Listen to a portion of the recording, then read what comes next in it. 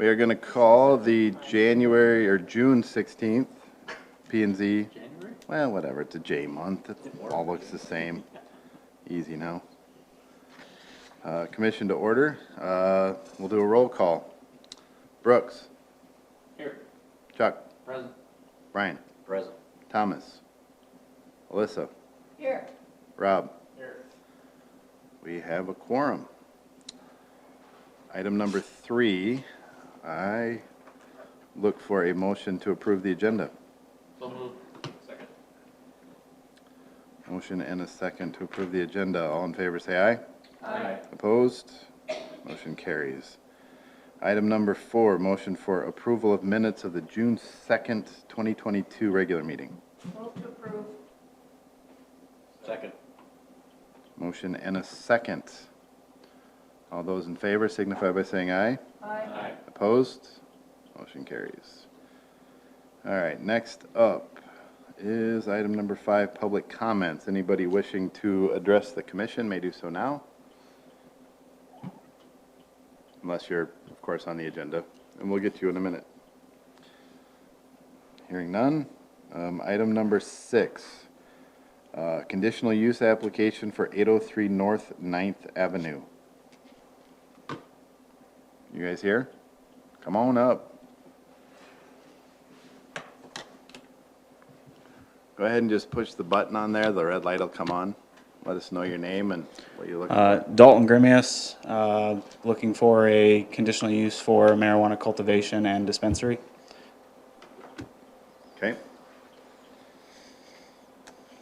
Okay, commission, any questions? Is this the old Brandon Wood Preserving Building? Was Boutique, their warehouse. Okay, but before that it was Brandon Wood Preserving. No. Yeah, before it's a that, new construction building. Didn't exist. Oh, Yeah. okay. Yeah. So I'm off a building. Yeah. That's the street, so that's the same street that. Same property. Yeah, So this whole operation will be in that one building? correct. Okay. Building's just shy of 10,000 square feet. About 3,000 of it will be devoted to offices and dispensary, and then the remaining will be a cultivation space.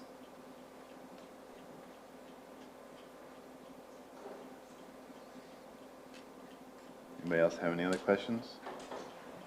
So this is really 2 applications, correct? Correct. Brooks? Is there, I know we have 2 other off of Split Rock Boulevard. This is not any concern with the 300-foot distance between medical marijuana facilities? Seems like it's more than that, but Talking to Brian, when I proposed the location, he said we were good.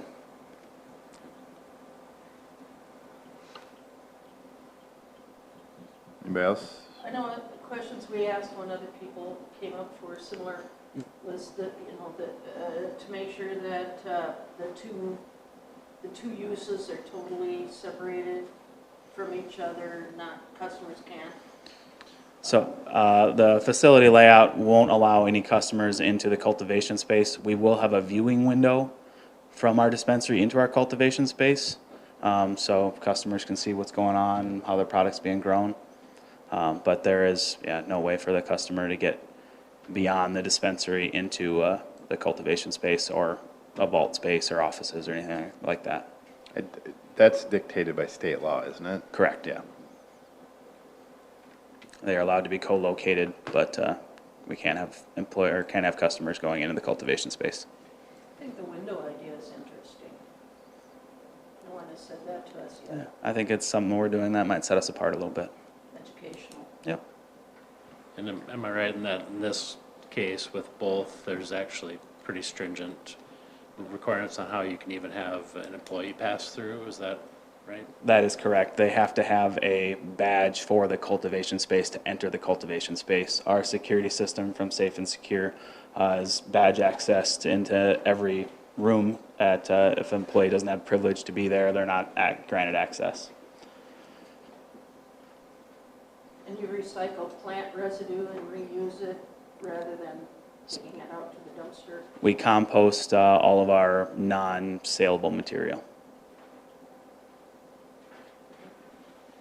So where are we at with our, is this, I was drawn for one of those Yeah. dispensaries. And a property that was more suited to dispensary use came available for us, so we moved the license from the prior address to this one. Which one did you pull? So we had the one right by Casey's. I forget the address there. Okay. So this would still be the third? Yes. Yeah. Okay. Thank you. Just for review, can you remind us of the other two? One of them is where the warehouse used to be located. One of them is going to be in Brandon 90 Plaza. Yes. Yeah. And I think we have what, this is the fifth or fourth cultivation? Fifth that I know of. I think. We allow for 10. Right. Well, that's what the state law says. No. State law said we can have as many as we want. State law says you only have to issue one dispensary license. Yeah. But Brandon was friendly and at least had Yeah. a realistic cap. The state dictated every single thing about cannabis sales except for how many you could have. And then they said the municipalities, it's up to you to figure that out. So, thanks for the guidance. The way I read this, under South Dakota Codified Law 3420G56. Under South Dakota Codified Law 3420G56, there shall be no more than 3 active cannabis dispensaries and no more than 10 active medical cannabis testing, cultivation, or manufacturing facilities. Oh, and then they just did that. Well, this is what we adopted, Yeah. so no, they didn't just do that. That's why I And asked. that was the city of Brandon. No, this is South Dakota Codified Law, is what's reflected here. Okay. Well, then we still meet that. Right, I'm just asking. Yeah. Because somebody said, no, it's unlimited, No, we set the limit. but we can't exceed 10. I don't remember that ever being discussed with Nate. According to this. Yeah, that was Can't never exceed brought up to us anyway. Any I would other move to questions? approve the conditional use for the dispensary. I'll second. Motion and a second. Any other discussion? All in favor, say aye. Aye. Opposed? Motion carries. On to number 7, which is the conditional use for the cultivation. More of the same. Any other more questions, or I would entertain a motion? So move to approve. Motion and a second. Any other discussion? Hearing none, all those in favor say aye. Aye. Opposed? Motion carries. Thank you, everyone. There you go. All right, item number 8, group home and family definition amendments. Patrick? So last time we were here, hopefully I have a correct recap. We talked more about the NRC district. We kept that number at 8, and there are 2 different drafts in here depending on the route you want to go. So that adds that as well as R3, and then it adds an R4. So that's what the first one does. Starting on page 58, we had talked about, do we want to keep the family definition at all? So the second draft proposes eliminating the family definition, and instead we would define things more by dwelling unit, being a exclusive living quarters that includes cooking, sleeping, and sanitary facilities, and that does not address the amount of people that could be there, related or unrelated. And we would have to go through and figure out if we need to change some terms otherwise, but I just wanted to throw out the 2 possible approaches to see which one people are more interested in, and we will choose a direction, and hopefully it's the right one. Is, for staff, is one easier to interpret and work with than the other? I don't know if there would necessarily be one is easy or than the other one. I think both are equally workable. Obviously, defining things by dwelling unit would take care of controlling who lives where, but I don't think that happens anyway. So 2 is more straightforward, but 1's not a bad approach.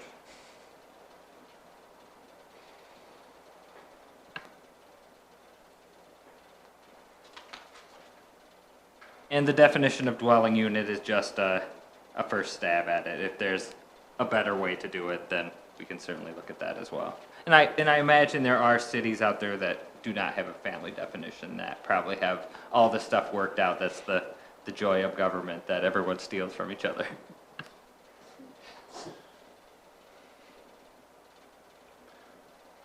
Okay, thoughts?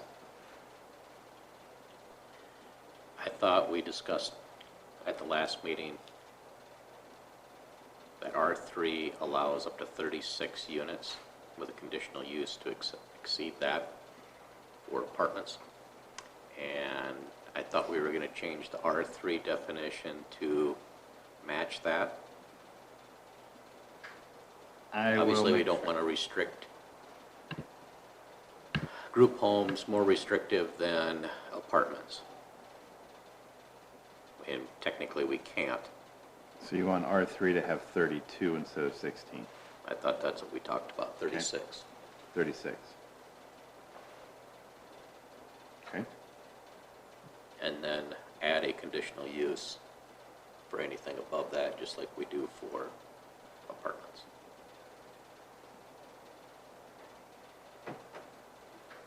I will make the change.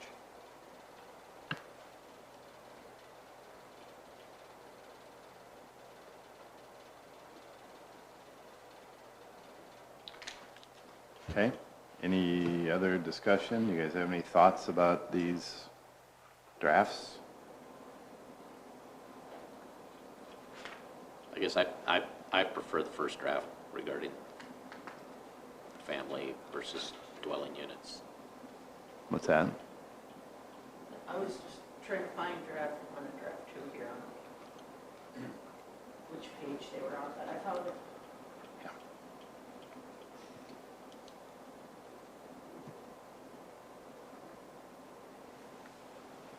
I think until we have an issue, I think it's probably okay. And it gives us a little bit more teeth if we have an issue. Okay. Number one, that's just my opinion. And you're okay with the way he has it written, except for the one correction on R3? Other than, I thought we also talked about a group of not more than 3 adults, not persons. Yep. We had also talked about them being licensed or registered or whatever term the state uses, and that's still a work in progress on my end. It's been a... No, I'm talking about the family definition. Yep. A group of not more than 3 persons, not related by blood. I thought we talked about changing that to 3 adults. I think you're correct.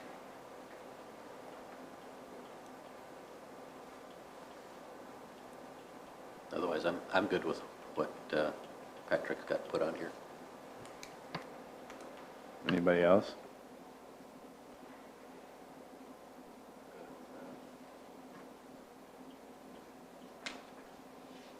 Okay.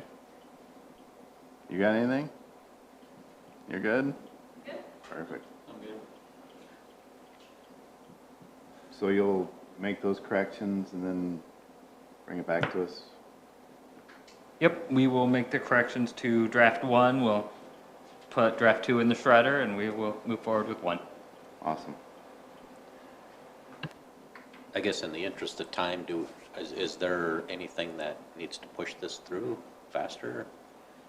Other than us reviewing a draft, another month before it becomes a public hearing? I don't think nobody's being held up by this, right? No. Okay. No. This is just something that we decided to do. Yes. So I think we're good. Okay. Okay. We will move on to item number 9, discussion on allowing septic tanks in R1 low-density residential districts as conditional use or under specified criteria. So in your packet, beginning on page 62, I reached out to the planning director of Harrisburg. Mike is very familiar with Harrisburg. Does a lot of pre-annexation agreements, and a lot of that is for properties they are unable to provide utilities to. They sign these pre-annexation agreements as part of whether or not they will approve plats and all that kind of thing. So what Harrisburg is sitting in a bit of a different position than Brandon is, in that Harrisburg is competing with both the city of Sioux Falls and the city of T for how far they can go, whereas Brandon's biggest competitor east would be Valley Springs, and they don't seem to be moving all that fast west. Maybe they will, and Sioux Falls kind of runs into the same outward path, the topography issue that we have going west, they have going east. So Harrisburg's approach is more or less that they try to get everything in the city that they can, whether that's right or wrong. He didn't really put any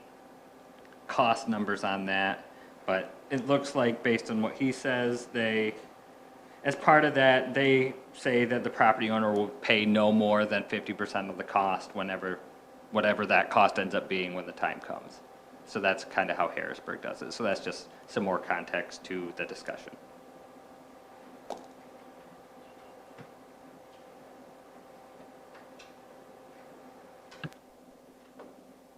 What is Harrisburg's water source? Lewis and Clark. Lewis and Clark. They're not on top of their own aquifer. So if their septic tanks leak, it goes into the ground but doesn't go into their water source. Does that make sense? Whereas here in Brandon, it would.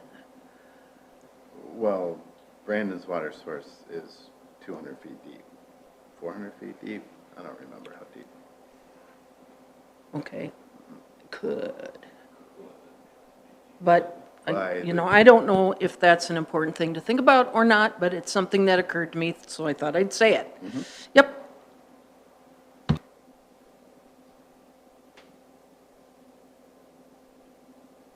Go ahead, Jared. Hey, Jared, if you would, please. Yeah, just come up to push that little red button, let everybody know who you are. Jared Smart Construction. I just was, I had asked a few questions with the city of Brandon about this whole process due to some property that is adjacent to the Big Sioux Rec area. And one of the things I was thinking about, per your concern with watershed, I'm a builder, home builder. So we build rural builds relatively frequently. And one thing that surprised me, over the 20 years I've been building, is Lincoln County, you have to have an engineered septic system installed. And Minnehaha County, as far as I know, today still doesn't require an engineered, you still have to do a perk test and that sort of thing, but you don't have to have a third-party engineered system, which I think is one thing that would be an okay thing to consider to kind of address some of the concerns you have if this was something that would move forward, Not looking for more regulation, I just think that it's okay to have an engineered system in place, and that being a requirement as part of obtaining a permit. Home Builders Association probably wouldn't like me saying that, but I just think it makes sense to build things right the first time, and so that's part of that, I feel. So anyway, I don't know if that addresses any of your concerns, but I just thought I'd mention that item. What is that? Can you explain a little bit about an engineered septic system is versus it just? Sure. So I'm not a septic engineer expert, but they do everybody has to do a perk test, and that basically measures how long it takes the ground to absorb the water that goes into it. A septic tank essentially pumps sewage from a house to a tank that then is either pumped or flows via gravity to a drain field that is relatively shallow so that it can leach up and evaporate is the idea. And if you don't, so basically if you engineer it, you're not using rules of thumb is essentially just the short answer to that question, and because there's flow rates based on elevation change from where the drain field is. There's some soil sampling that's done, making sure that it's not in an area that can absorb soil. It's not sitting in fills. It's got to be virgin soil that has a decent absorption rate. Just like anything, I think if you get your furnace or air conditioner replaced, you can work with a contractor, use a rule of thumb to size it, or you can do manual J calculation, actually figure out what it should be based on the, R value of your walls and so on and so forth. So, does that answer your question? Yeah, so the way too simple answer, it just puts some structure around it and some requirements, so. Yeah. Yeah, I mean, there you go. Anybody else have any thoughts on this or questions for Jared? Is he standing here? Just question in general, Tim. Sure. So we've been getting requests already?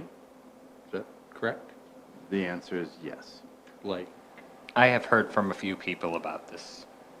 Yes. Most, people? it's hard to tell whether they're serious or not, or if they're just kind of testing the waters, you know, dipping a toe in. It's hard to tell, but I have gotten at least 3 calls on it. From developers or individuals? Mostly been people that would be developing the properties, not just somebody looking to build a house.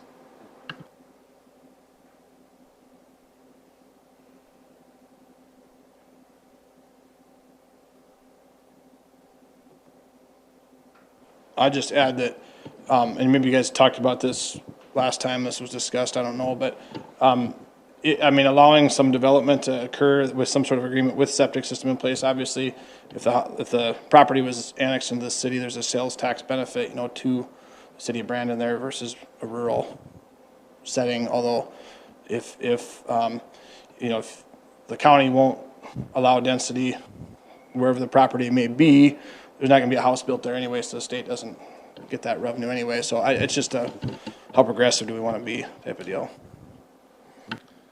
Yes.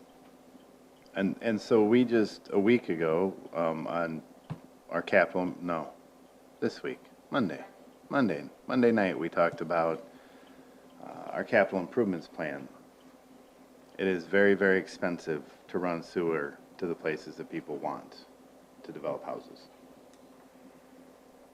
So it's sort of it's a barrier certainly for the city to provide that service. Now, it's, from my understanding, talking to Tammy and Brian, that it's a lot easier and simpler to get water source to places. The sewer system is what's a little more tricky because of the amount of lift stations, because of the elevation changes, because of the places that we don't currently have it. So, and granted, the developments that have been calling are not what I would call your typical neighborhoods. They're going to be larger lots, bigger properties, would be my understanding anyway.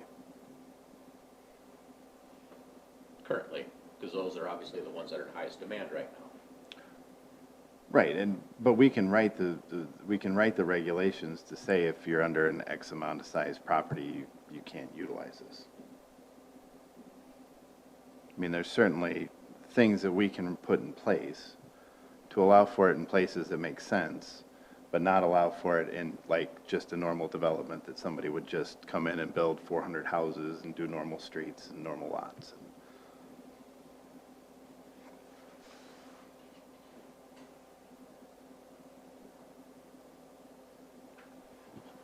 Patrick, have you seen the copy of the Harrisburg pre-annexation agreement? I have seen them. I have not reviewed them particularly in depth, but I have seen them. Sure. Okay. They kind of have a form, but it's kind of modified for each development. Sure. Okay, makes sense. My concerns with those types of agreements is the original purchaser, owner is aware of those. They sell it, they sell it, they sell it.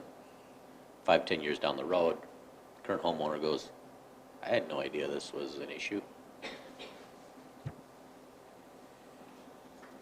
I'm not sure, obviously not being an attorney either, if there's an instrument that can be filed with the land, just like an easement would be, or a variance.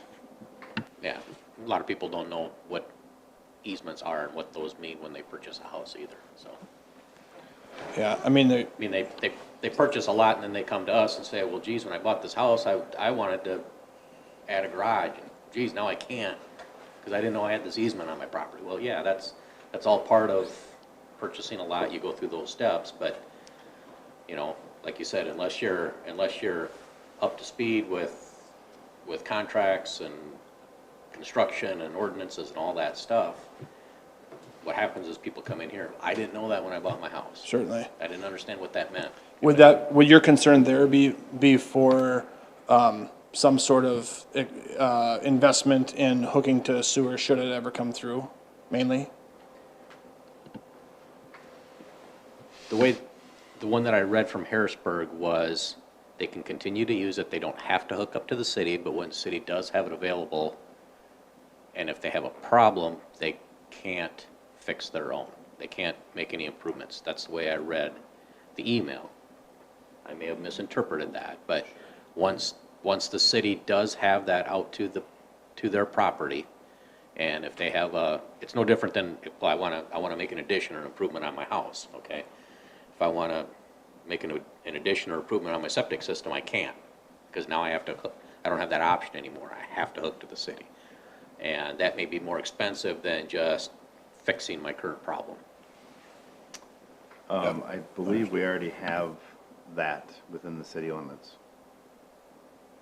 People who are currently operating septic tanks that couldn't be sewered or existed before we were next with the same agreement in place.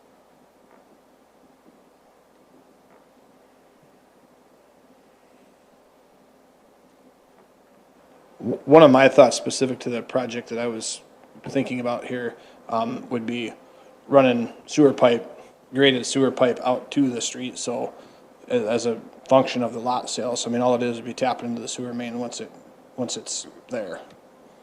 Well, I mentioned at a previous meeting, I think that should be required, and I think it should be required the developers put in a sewer system. And then once the city gets out to that development, it's a simple hookup and everybody's good to go. There's no extra costs. Yeah, I think that's probably the way we'd structure this system. Obviously, where we're looking at, it would only be, 4, 5, 6, sites, but, and it's definitely not affordable housing. All those measures obviously work against affordable housing, but, there's a lot more that works against that too. But that's what I would think would be the way to do it. It's just being proactive about it. Well, I mean, it's a lot more expensive to tear up an existing street, work Exactly. around existing utilities to try to put in a sewer system after the fact. And to be proactive, put it in up front, even though it's not active. And that's how it would be built if there was sewer to hook into anyway. Right. So, I mean, that's the way I see it. So, from a developer's perspective, you put in the infrastructure as those sewers there. The added tax, if you will, is that you have to invest in the septic system because there's not one there that can be later abandoned. At the end of the day, when sewer comes through, I don't know how it gets assessed, but there's gonna be a tap into that sewer main for however many houses are on that line already, That line would just be vacant for now. But the infrastructure's there, yeah. Absolutely. And the homeowners don't have to worry about who's paying for it. Right. Yep. And to me, that alleviates the concern of future sales. I don't know how the city of Brandon works right now with the sewer tap. Right now, if there's a sewer main running down the road, the developer would pay for the tap to tap into it. In that circumstance, I don't know how that would be dealt with. There'd be a special assessment on the houses in that area or something like that. I mean, Yeah, but it would probably be a lot less than if we were, yeah. Yeah. certainly. Obviously, the city would also have to address how they would be charging, because currently we get charged for water and sewer based on water usage. So there could be some issues of that same water rate to somebody who's not benefiting from the use of a sewer system. And that's outside of this group, but I Yeah. think that's a city council issue that needs to be addressed as part of this. Do we bill sewer on usage as well? Yes, we do. Yep. Yeah. So if you sprinkle your yard, you're paying for sewer at the same time. You don't have two separate lines. It's all goes through the same meter. Okay. Because it costs the city to, put the water through the treatment plant. What you do with it after it comes out of your tap, that's, if you want to pour it on the ground, that's your business, or drink it, or cook with it. I agree with Brian's comment here, Tim, that if we are going to allow this, your suggestion, Jared, that the home's all ready to go, I think that needs to be adamant. No exceptions. Which, well, I mean, if it's a brand-new development, that actually makes sense, because they're already gonna have everything torn up anyway. Well, I think it should be a requirement even if it's one or two. Well, we haven't written anything yet. No, We can I'm write just- it in What there. I'm just talking saying. about. I mean, I don't want us putting a bunch of houses up, and then the next generation has to deal with the problem of. there's What? no- But no, that, of- wait, of- that's not how we do things. I'm just saying, I don't want us putting up a bunch of developments that don't have sewer system installed. And then the next generation, when the city does get the sewer out there, somebody's gotta pay to have it installed. Yep. And it's more expensive because you're tearing up current streets, you're tearing up sidewalks, you're working around other utilities versus getting it done, getting it put in up front. Even though it's not used, it's ready to go so that when the city does get the sewer out there, it's a simple hookup. Yep.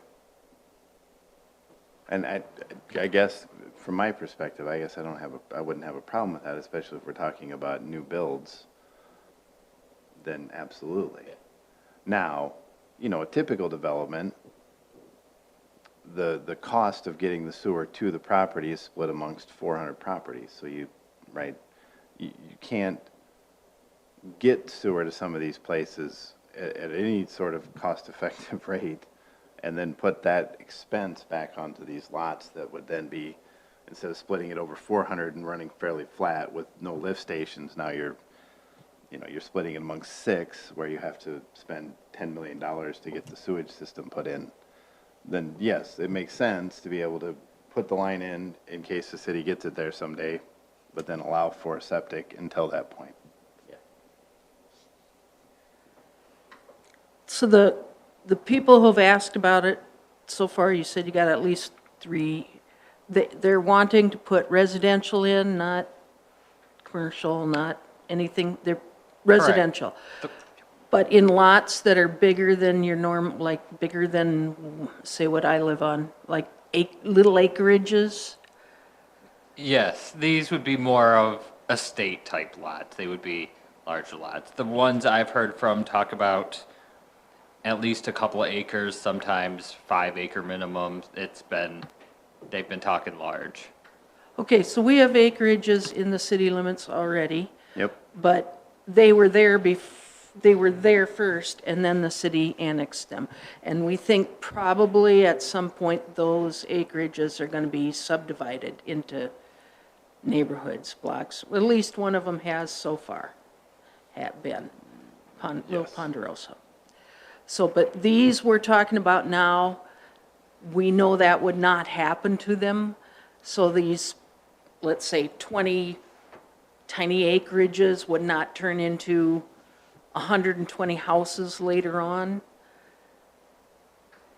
We would need to be careful if we write, say, an R5 that has these acreages, that there's some way to prevent them from coming in and applying to rezone to an R1 and a board approving that. We would have to figure out a way to keep that from happening.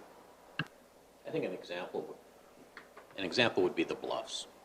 Had the city not had sewer out to the Bluffs, Correct. and, because that was across the river, it was pretty isolated. In fact, there's a gap between that and our current city limits. So that's a perfect example of a situation like the Bluffs where it sprung up. Now, could we have allowed that to happen where they had septic systems? Yes or no? Possibly. But what I'm saying is, as that develops, that the infrastructure is there, so that when the city does get this, had they not been able to, the city does get sewer down Holly, that everybody would just connect to it, turn off their septics, and we're good to go. I understand what you're saying. I have a feeling Hidden Valley is probably a situation like that. I know some land was recently sold out there.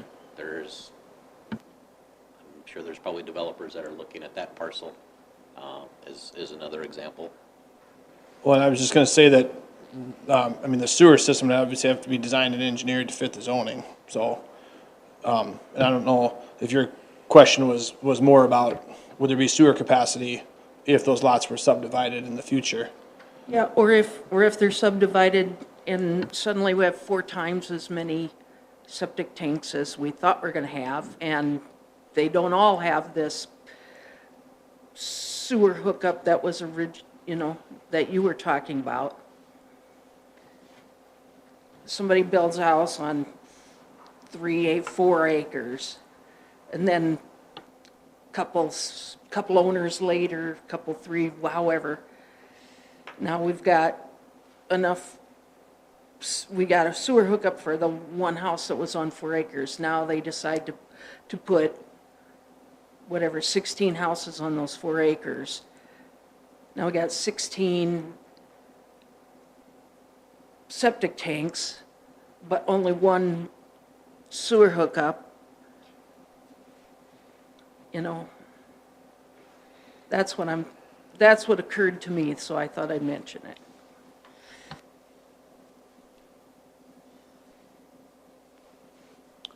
Well, you take care of that by limiting size, By what? putting a size requirement. Oh, well, yeah. Yeah, or when you said estates, are you talking about like some Beverly Hillbillies? I'm not saying anything about what kind of people would live there, but I mean, when you say estate, is that what you're talking about? Is something that would be that big? That Yes. would take up a whole, It will not be a tiny home. Yeah, I don't suppose, yeah, it wouldn't be no starter home like that. No. And we're saying these estates, 4 or 5 acres, whatever the dollar amount is, big house, they do want to be in the city limits.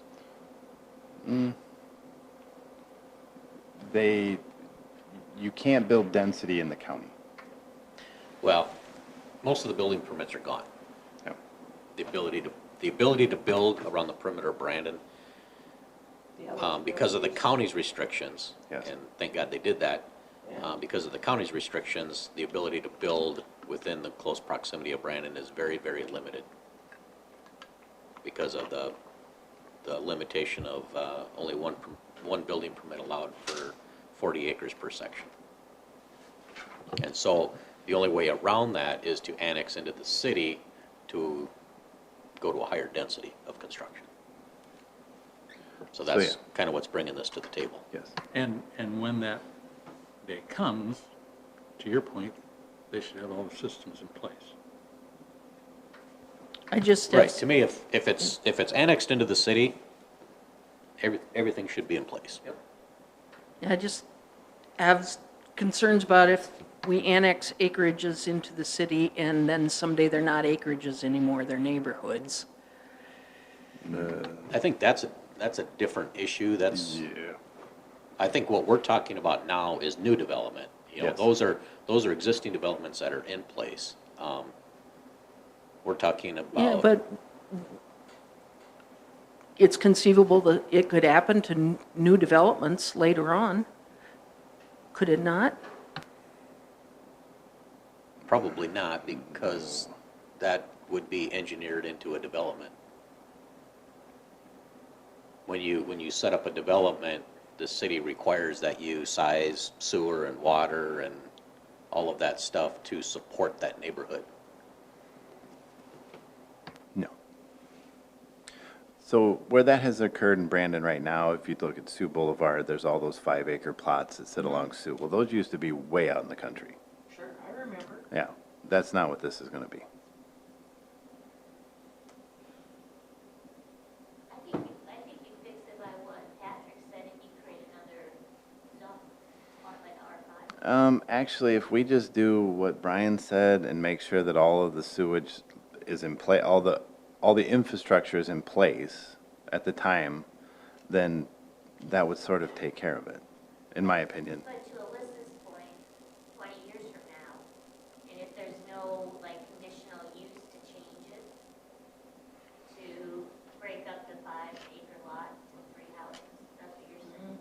My daughter's grown up now and she wants to put a house on the land, and I got 3 kids, I better do it 3 times. So if I have an R5, I have to have a conditional use to break it up. Yeah. But as Brian was saying, as a protection down the road.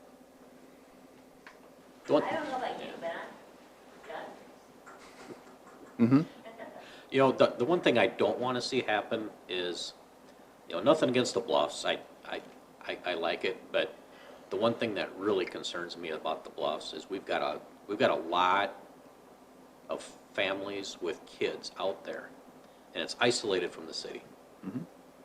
And I come home from work, and I see these kids riding their bicycles on the side of a county road that we just now widened, and there's this much asphalt between the white line and the edge of the pavement. You need to start coming to our CIP meetings. It's the same for people who live east of the golf course. So what I don't want to see. If they want to ride their bike yeah. to school or something. I don't want Yeah. to see us now all of a sudden, oh, well, we're going to annex this little section out here into the city and this section out here into the city, simply because it allows us to develop and build and sell houses.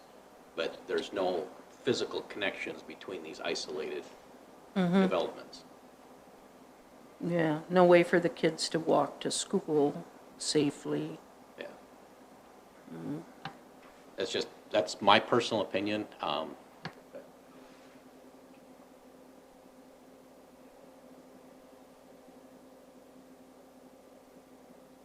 Anybody else have any thoughts or any direction you'd like to give Patrick, or just,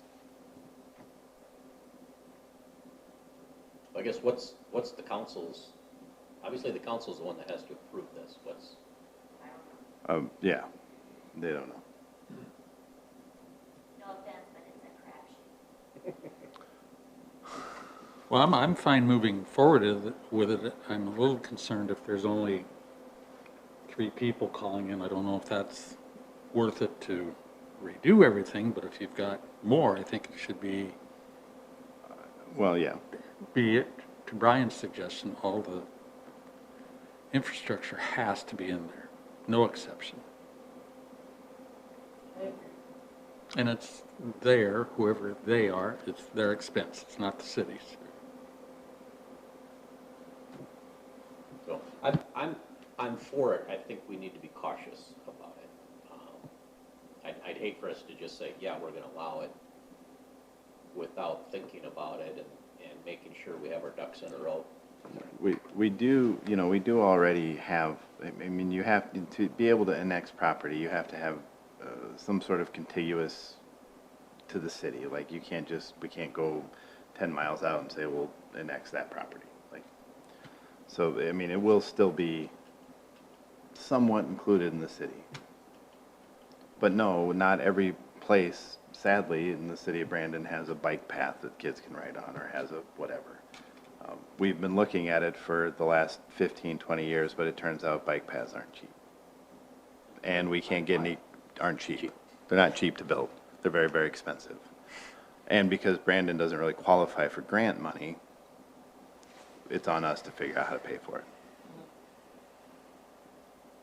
Well, we just started talking about this, and, you know, it's not, I'm still learning, and so I don't want to make decisions before I think about as many different possibilities in the future as I can.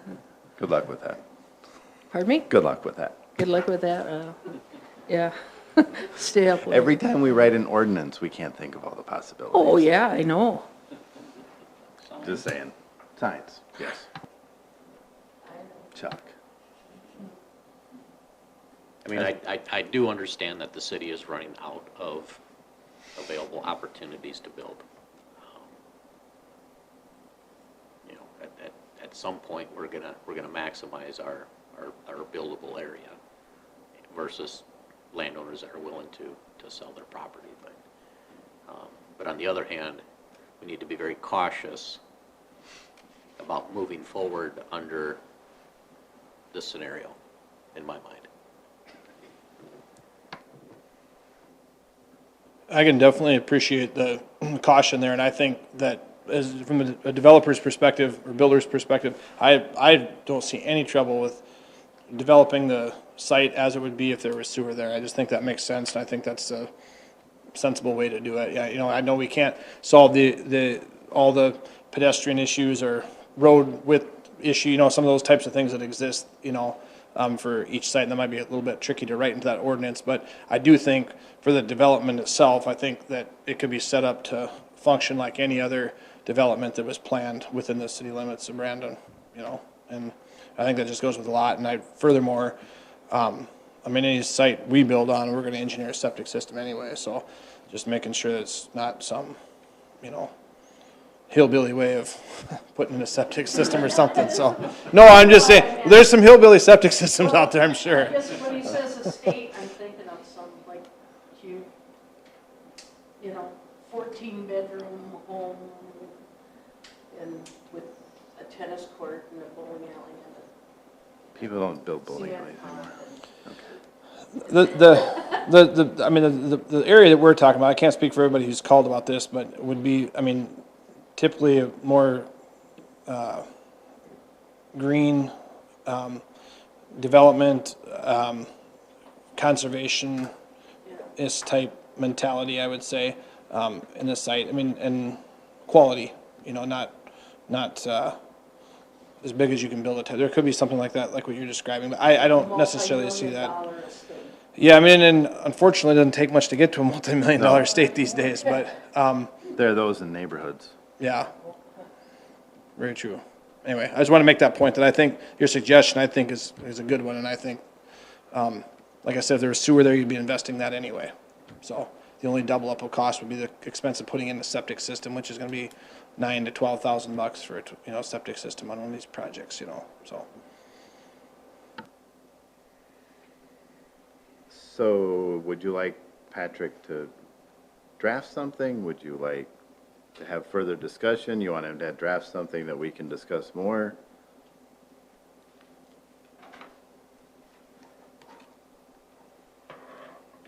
Something that would allow for this? Do you think you could write something that would allow for this, Patrick? I could certainly attempt to. Okay. We'll start there and we'll rip it apart a few times and we'll see what comes out at the end. Does that work for you guys? Yeah? Okay. What does like Rapid City do with their, because I know they got, mountain or hills, if you want to count down mountains, but they probably, I don't know if they have the issue, but Challenging topography. yeah, challenging topography, and like, I know Sturgis has a development outside of it that is city limits, but it doesn't, I don't think it has access to anything. I don't know, no, it's not a campground, it's a housing development. I think, if I'm correct, I think Minnehaha is the only county that has density restrictions.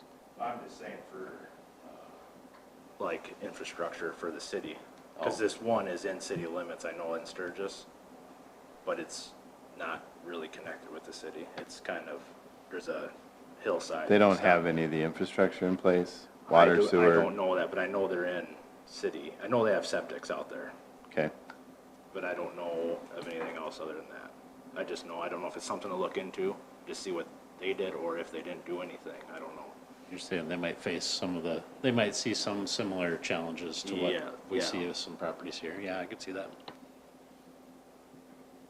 Okay. Anything else for Jared? Thank you, sir. One minor question on that. So, say it takes 30 years to build up the money and the capacity to get the sewer out to them. Who maintains what's there in the meantime? How do we make sure they maintain it so it's just not unusable under the ground by the time we get there? Well, what, Belong to the city. I guess I would ask what would fail in it if put there and set empty for 30 years? To my knowledge, there's not much that can fail if nothing hits it, gets, It's just- plowed through it, but, Pipes, yeah. correct? That would be capped and sealed. Like I'm just thinking so- like a tree root ends up working its way through the pipe. Tree roots, so just, yeah. Yeah. City fixes those in their own right of way, but the homeowners fix them in their own property, if I remember correctly. And in our case, we would probably make our road private anyway. So that'd be a responsibility of the homeowners association that takes care of anything in the roadway, but, within the roadway, I would think like a tree root, for instance, might, be a century or more before something like that would get close enough, but there could be like a manhole cover that gets, a T gets broken because it got hit with a snowplow or something like that could happen, and, I think that would be, at least in our situation, be an HOA expense because it would be a private roadway. Yeah, I guess in my mind, if it's in the right of way, the city would take care of it just like they do any other utility that's in the right of way, that's, a municipal utility. And then the homeowner would take care of it. And obviously, nobody would probably know there's an issue until it became active. Which I would assume somebody would take the time to actually look at before they just. Yeah, I hooked mean, up you'd to probably it. run a camera through it. Yes. Are sewer lines currently required to be televised when they're tapped into in the city of Brandon? That'd be a great question for Tammy. I don't know the answer to that. So maybe I don't know if that's a question for Tammy or Raleigh, but say you're 20, 30 years out and then somebody wants to connect in, I think it should be up to them, the property owner, to prove that that system, which hasn't been used for 30 years, is in working order. Sure. And I think that's the purpose of televising them. I sit in some of the IRAB meetings in the city of Sioux Falls. I haven't for a while, but I think there's some televising requirements that they have just to make sure everything's in working order. That's maybe something that would need to be Yeah. written in the ordinance. Okay. Good question. Anything else? That's all I have. I'm sure we'll have more down the road. Well, Patrick, take a stab at it and see what happens. Trying to give you interesting things to research. And Yeah, work it'll be fun. Yeah, there we go. Very good. Thank you, guys. Thank you, sir. All right.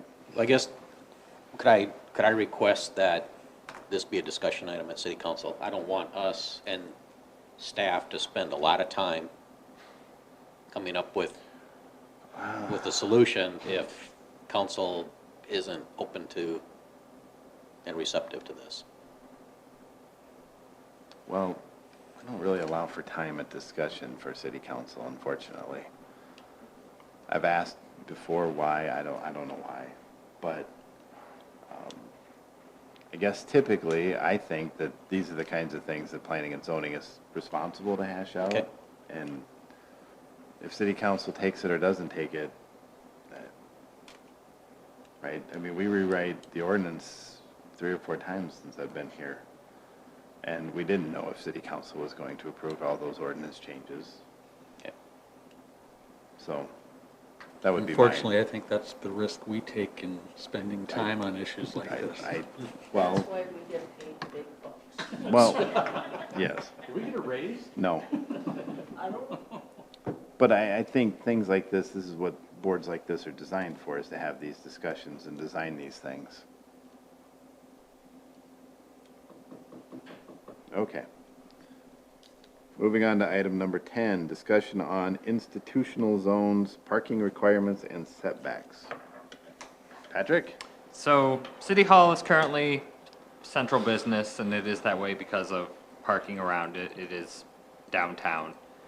So, the thought was to move City Hall and other government buildings into institutional district. The thing you run up there too is what we want to do with setbacks and parking, just because in the institutional districts you would also have schools, churches, and the like.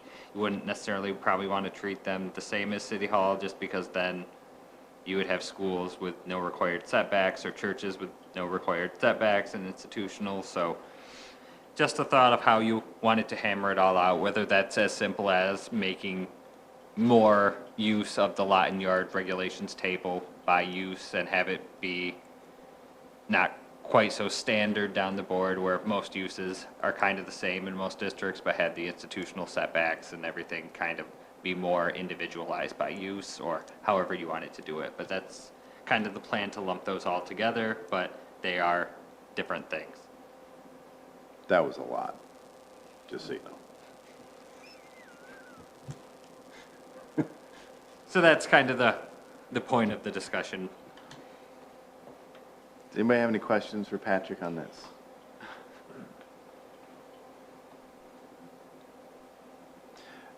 We are not required, are we, to take city property and put it into institutional zone? We have chosen to do that, if I remember correctly.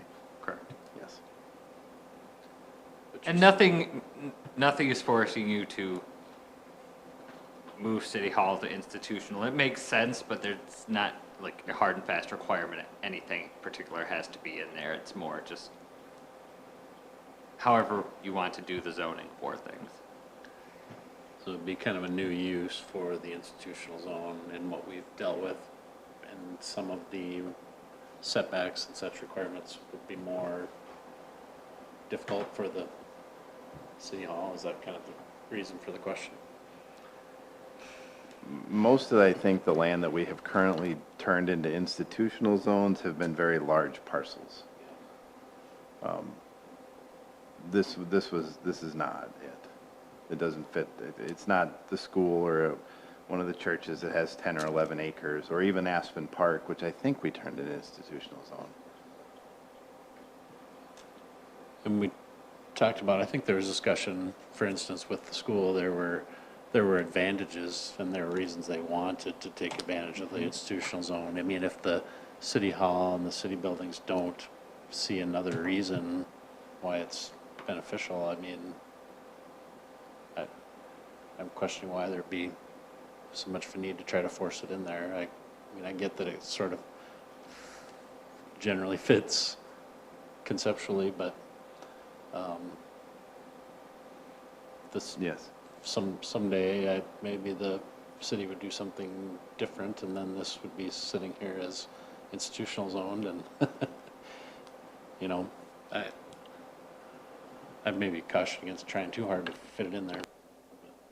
That's not the question necessarily. Yeah. Well, related to this parcel here, I thought our institution required a minimum of an acre, didn't it? It's a great question. I don't know.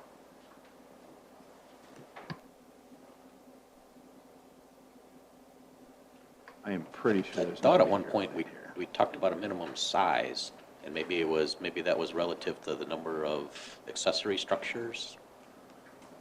Possibly. The minimum lot size for all uses in the institutional district is 1 acre. So we do have a.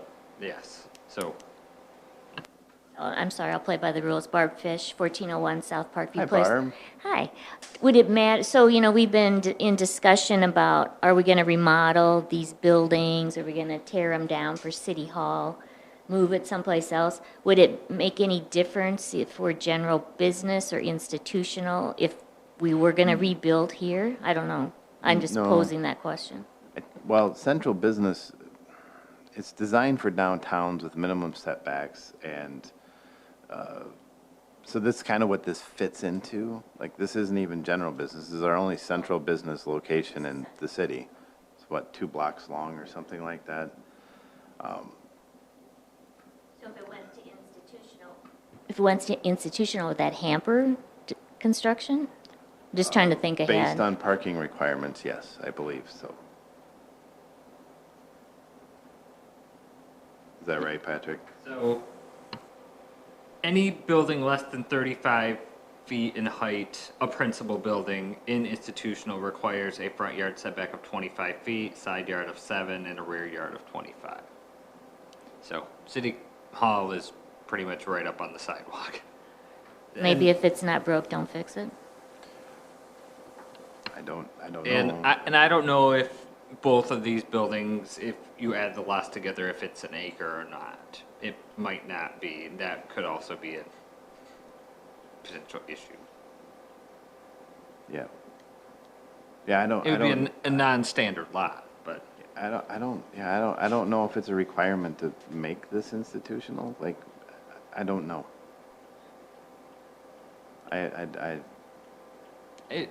I mean, conceptually, as Brooke said, it would be nice to have all institutional type uses in a institutional zone. Yes. Rather than spread out, but Correct. how we do that is the hard part, where City Hall is far different than you would want the school or the church or a park or anything else, so. I guess when I when I think of an institutional, I think of a more expansive type of application. I don't know if turning this institutional is really the right direction I would agree. or application. I'd leave it. Now, I think wasn't institutional your idea? Brian and I. Yeah, because of school.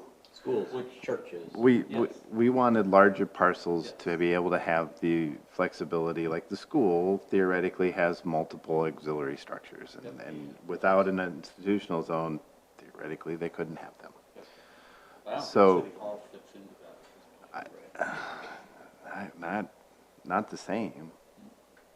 I agree. I wouldn't like to retrofit what we conceived of with institutional to fit this specific thing. But if the city, it's more aspirational, like, than later, yeah, if the city does find an opportunity to do something different, Yeah. then at a different site, it would make perfect sense to go with an institutional use and do it that way, but. Because I think over time, we have tried to put all of the city land into institutional zones. But that also requires, like Aspen Park is an institutional zone, McCarty Park. I don't know how many we've actually gotten to, but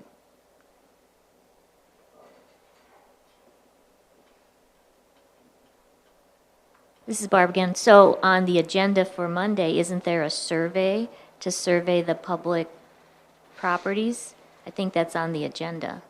And Brian said the reason was so that we would have the legal description, so we could put them in the institutional zone, is my understanding. So how did I miss that? it was the last item on that whole big list. I think so. So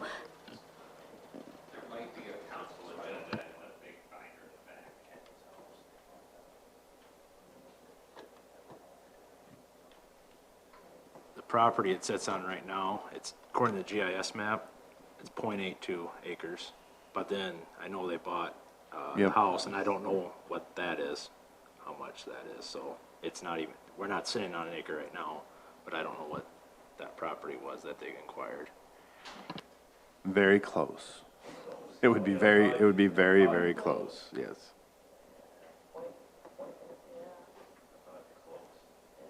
So it's under, I was wrong where it was. It's under administration, Midwest Land Surveying Proposal for Platting City Properties. Yes. So it's on the agenda, but I'm guessing that's for all the properties, not just City Hall. So we might want to make that known to council members that maybe we're not interested in this going into institutional. I don't know if we would be or not. I don't know. Maybe Brian will have a different reason as to why we would put this in institutional zone instead of just leave it in the zoning district with it, which it exists. I don't know.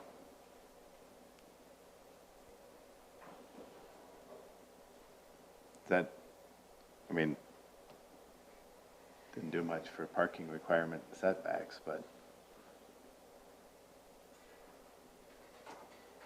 I don't think this is a rush issue, so sure. we can certainly get more context from Brian. Yeah, that'd be good. The concern with rezoning this institutional would be central business is the only zone that allows you to build up to the front property line. Mm-hmm. And so that would really restrict any improvements that could be done on here if this was institutional, because the existing structures are on the front property line. So I don't know if that would be a good move anyway. I don't know. We would have to do quite a bit to the lot and yard regulations table. We'd almost have to have a government buildings use separately with its own setbacks, but then would you want all government buildings to be in that boat, or would you, I don't know, specify City Hall, but then divide City Hall? I don't know, it'd be a process. Right.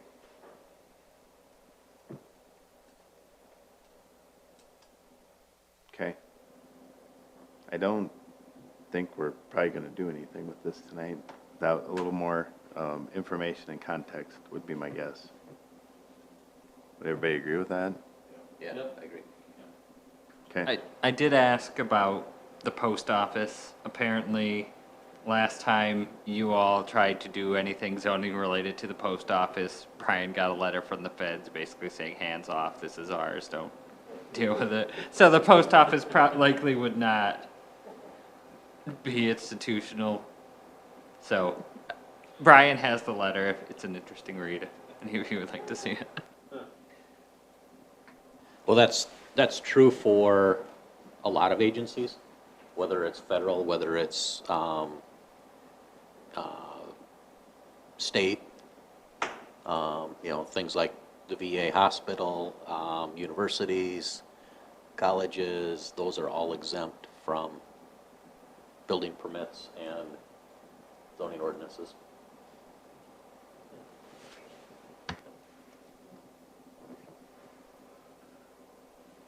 Okay. Having nothing else on the agenda, I guess I would entertain a motion to adjourn. So moved. Motion and a second. All those in favor say aye. Aye. Opposed? We are adjourned at 7:36.